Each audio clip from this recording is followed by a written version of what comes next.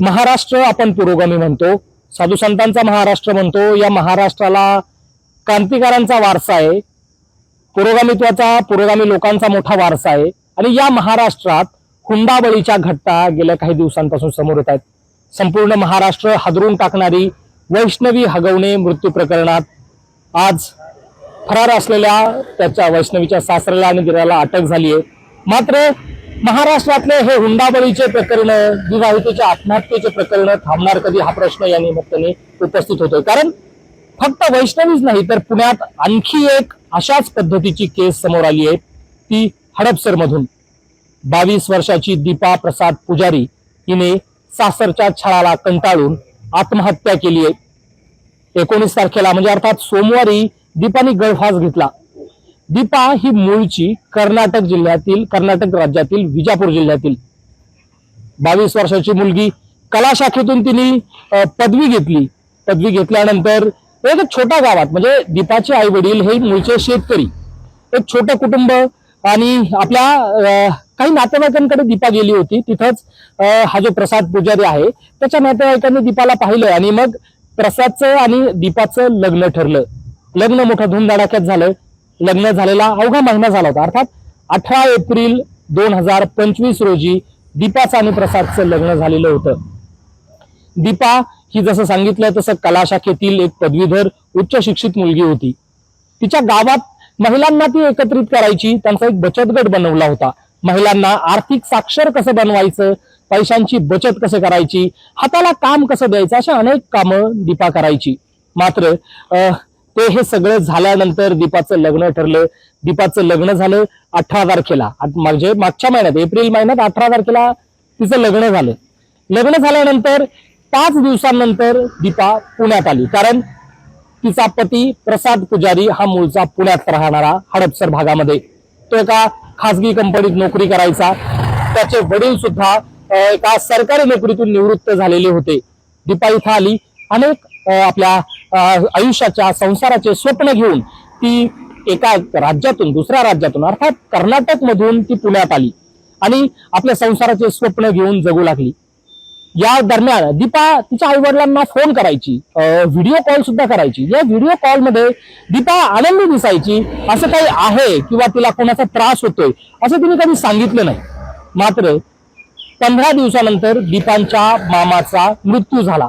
त्यानंतर दीपा आपल्या सासऱ्यासही आपल्या मूळ गावी विजापूर जिल्ह्यात गेली आणि त्याच दिवशी ती मागे आले. त्यानंतर मात्र या दीपा परत पुण्याला आल्यानंतर 2 दिवसानंतर तिने आपल्या आईला फोन केला आणि या फोनमध्येच सगळं या प्रकरणाचं गुपित दडलेलं आपल्याला म्हणावं लागेल. या फोनमध्ये दीपा तिच्या आईला अगदी कातरत्या शब्दात म्हणत होती की मम्मी, सासूचा थोडा त्रास आहे. तिच्या वडिलांशीही बोललीये.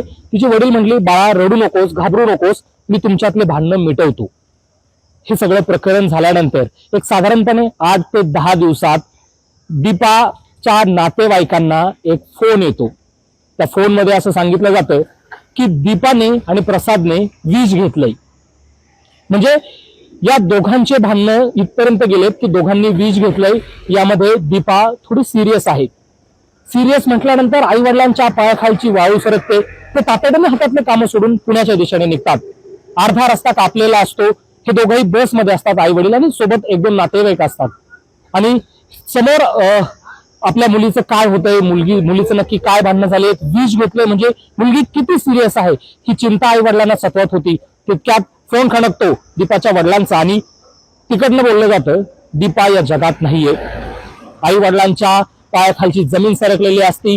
पूर्ण काळोख त्यांच्या डोळ्यासमोर असतो. अशामध्ये पुन्हा कर्नाटकला परत जाऊन आपल्या नातेवाईकांसोबत पुण्याला यावं की सुरुवातीला मुलीचा निश्चित पडलेला मृतदेह त्याच्याकडे जावं आणि आपल्या मुलीला डोळे भरून पाहावं, हा प्रश्न त्या 2 आई वडिलांसमोर असतो.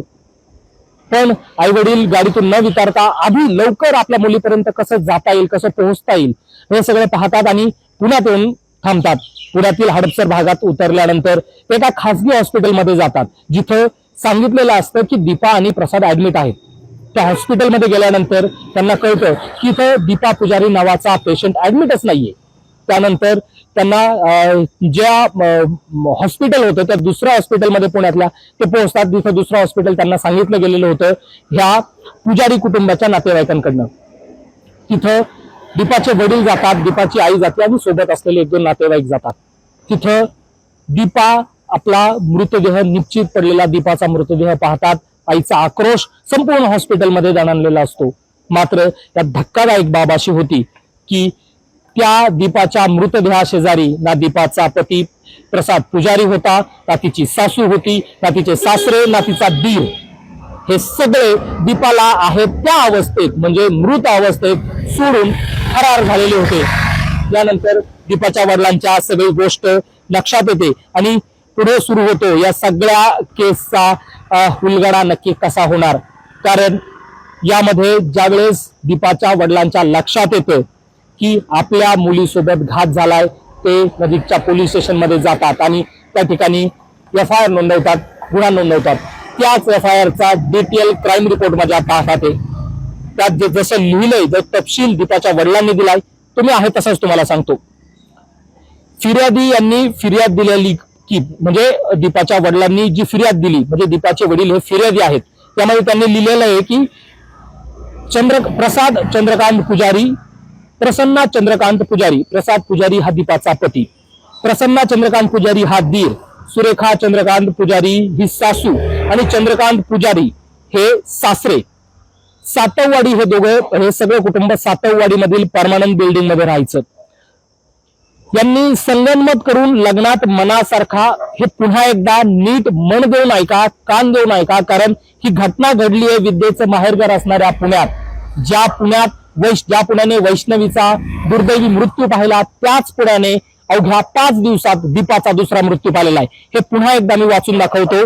त्यामध्ये दीपाचे वडील FIR करताना असं म्हणतात की लग्नात मनासारखा हुंडा दिला नाही, मानपान केलं नाही, म्हणून माझी मुलगी दीपा उर्फ देवकी प्रसाद पुजारी वय 22 हिला शिवीगाळ करून, मारहाण करून शारीरिक व मानसिक छळ केला, तसंच तिला आत्महत्या करण्यास प्रवृत्त केलं. म्हणून माझी या इस्मान विरुद्ध तक्रार आहे. यामध्ये ज्यांच्यावर तक्रार दाखल केली त्यामध्ये प्रसाद चंद्रकांत पुजारी हे दीपाचे पती, प्रसन्ना चंद्रकांत पुजारी हा दीपाचा दीर, सुरेखा चंद्रकांत पुजारी ही दीपाची सासू आणि चंद्रकांत पुजारी हे सासरे. या सगळ्यांनी दीपाला मारलं. 22 वर्षाची पोरगी जी गावामध्ये सगळ्या महिलांना एकत्र करते, त्यांना आर्थिक साक्षर बनवते, उच्च शिक्षित मुलगी आपल्या आयुष्याचे स्वप्न घेऊन पुण्यात आली होती आणि तिला फक्त हुंड्यासाठी, काही पैशांसाठी त्या नराधमांनी तिला मारलं. म्हणजे हा पैशाचा जो हव्यास आहे तो मात्र सुटत नाहीये. हे जे कुटुंब आहे पुजारी कुटुंब हे सर्वसाधारण कुटुंब आहे. दुसरीकडे हगवणे कुटुंब जे कोट्याधीश आहे, ज्यांची संपत्ती 80-90 कोटींच्या घरात आहे, आणि दुसरीकडे हे पुजारी कुटुंब जे सर्वसाधारण कुटुंब आहे. म्हणजे फक्त पैसा नाही तर ही विकृत मानसिकता या दीपाच्या आणि वैष्णवीच्या मृत्यूला कारणीभूत आहे. अशा दीपा आणि वैष्णवी अजून किती होणार? अशा दीपा आणि वैष्णवी या महाराष्ट्राला अजून किती पाहाव्या लागणार? हा खरा तर प्रश्न आहे. मात्र या निमित्ताने हुंडा देणे, हुंडा घेणे, हुंडा बळी या सगळ्या पुन्हा ज्या वर्षानुवर्ष कालांतराने चालत आलेल्या ज्या प्रथा आहेत, ज्या घटना आपण ऐकतोय त्या पुन्हा एकदा प्रकर्षाने समोर येत आहेत. आणि आता वेळ झाली आहे या छळछावणीला, या हुंड्याच्या छळछावणीला कायमचं बंद करण्याची आणि त्यासाठी सगळ्यांनी पुढे येण्याची. मात्र या प्रकरणामध्ये पुजारी कुटुंबातील एकही आरोपी अजून अटक नाहीये. त्यामुळे यांना पुणे पोलीस नक्की कधी बेड्या ठोकणार, त्या नराधमांना कधी ताब्यात घेणार, हा खरा तर प्रश्न आहे.